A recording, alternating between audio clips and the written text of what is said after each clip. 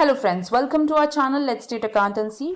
तो चलो अब शुरू करते हैं आज के सेशन के साथ। हमारे पिछले सेशन में हमने पढ़ा था कि कैश बुक कैसे बनाते हैं। चलिए आज हम एक सैम्पल कैश बुक देखते हैं। तो बताइए यहाँ आपने क्या नोटिस किया? आपको यहाँ सब कुछ ठीक लग रहा है? आपको ये कैश बुक बहुत बल्कि नहीं लग रहा है?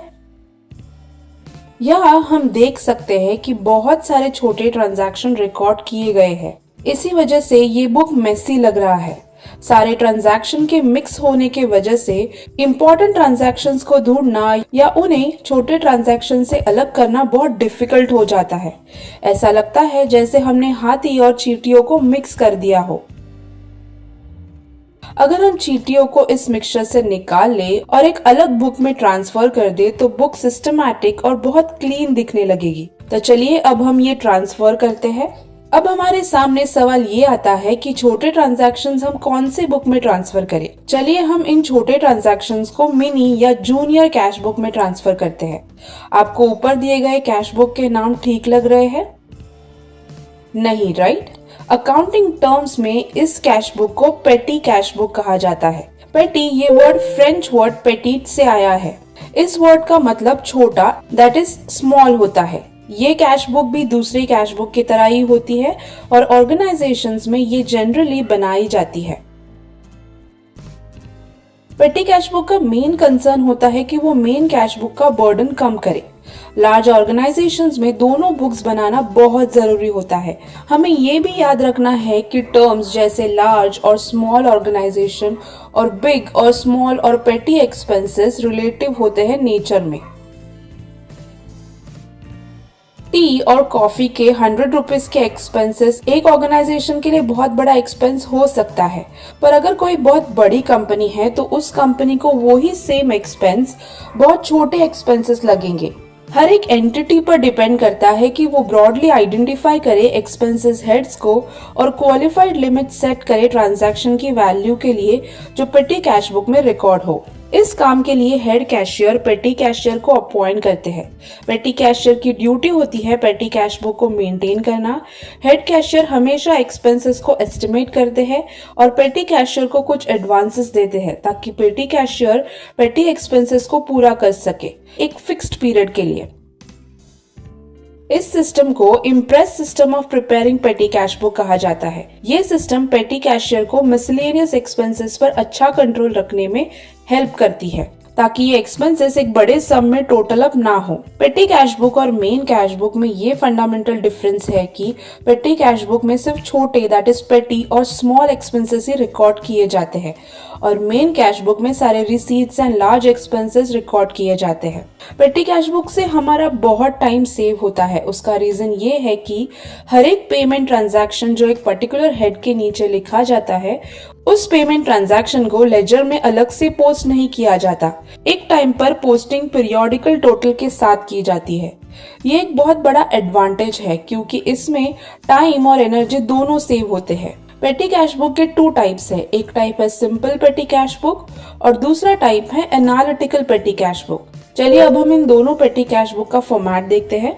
सिंपल पेटी कैश बुक और नॉर्मल कैश बुक में बहुत सिमिलैरिटीज होती है।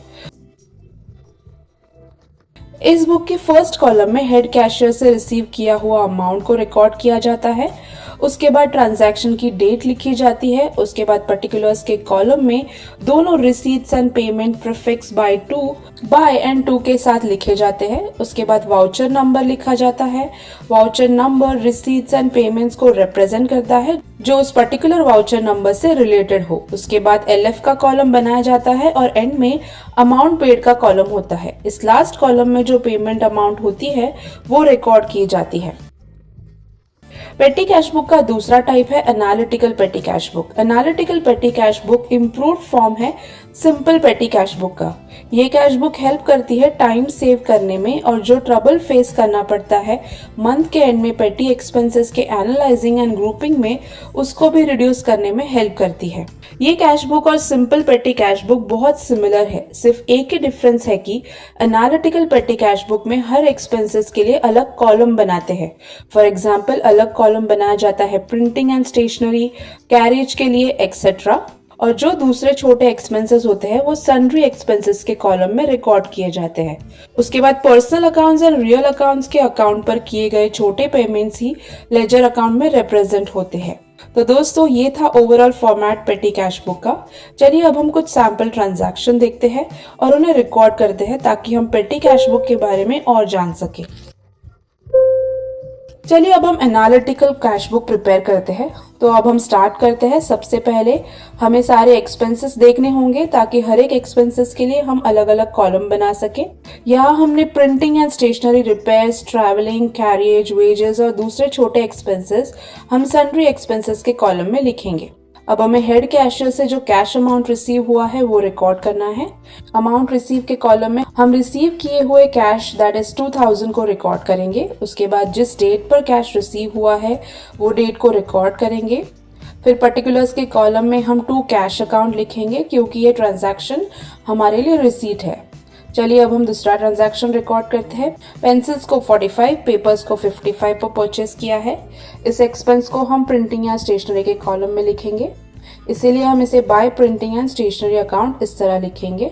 उसके साथ हम कैश पेमेंट नंबर भी लिखेंगे। उसके बाद जो पेमेंट अमाउंट है उसे हम टोटल पेमेंट कॉलम और printing and stationery expense column दोनों में लिखेंगे। इसी तरह हम हर एक एक्सपेंस को पेटी कैश बुक में पोस्ट करेंगे। चलिए अब हम टोटल करते हैं। हमें 2000 रिसीव हुए थे, उनमें से हमने 1777 स्पेंड कर दिए हैं। तो अब जो बैलेंस कैश है हमारे पास वो नेक्स्ट मंथ में कैरी फॉरवर्ड होगा।